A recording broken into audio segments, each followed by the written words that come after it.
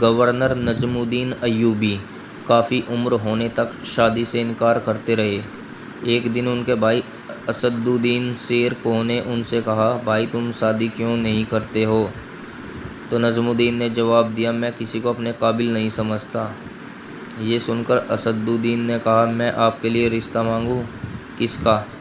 ملک شاہ بن سلطان محمد بن ملک شاہ سلجوقی کی بیٹی کا یا وزیر الملک کی بیٹی کا؟ یہ سن کر نجم الدین بولے، وہ میرے لائق نہیں۔ اسد الدین دھک سے رہ گیا، پھر کون آپ کے لائق ہے؟ نجم الدین نے جواب دیا، مجھے ایسی نیک بیوی چاہیے جو میرا ہاتھ پکڑ کر مجھے جنت میں لے جائے، اور اس سے میرا ایک بیٹا پیدا ہو جس کی وہ اچھی تربیت کرے، وہ شاہ سوار ہو اور مسلمانوں کا قبلہ اول واپس لے۔ اسد الدین کو یہ بات پسند نہ آئی اور اس نے کہا، ایسی لڑکی آپ کو کہاں ملے گی؟ نجم الدین نے کہا، نیت میں خلوص ہو تو اللہ نصیب کرے گا۔ یہ سن کر اسد الدین خاموشی سے اسے تکنے لگا۔ ایک دن نجم الدین مسجد میں ایک شخص شیخ کے پاس بیٹھے تھے۔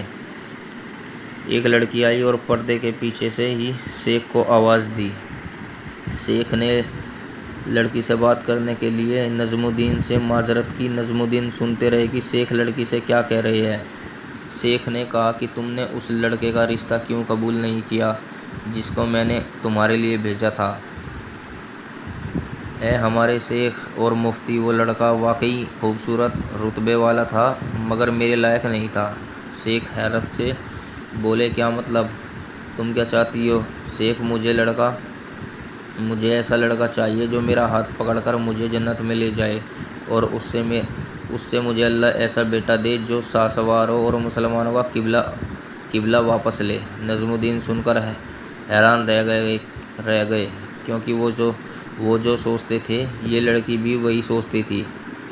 نجم الدین جس نے بڑے بڑے حکمرانوں اور وزیروں کی بیٹیوں کے رشتے ٹھکرائے تھے، شیخ نے کہا، اس لڑکی سے میری شادی کروا دے۔ شیخ سے کہا، اس لڑکی سے میری شادی کروا دے، یہ محلے کی سب سے فقیر گھرانے کی لڑکی ہے۔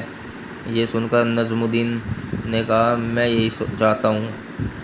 پھر نجم الدین نے اس فقیر مفتی لڑکی سے شادی کر لی اور اسی سے وہ شاہ سوار پیدا ہوا جس کو دنیا سلطان صلاح الدین ایوبی رحمۃ اللہ علیہ کے نام سے جانتی ہے، جنہوں نے مسلمانوں کے قبلہ اول بیت المقدس کو آزاد کروایا۔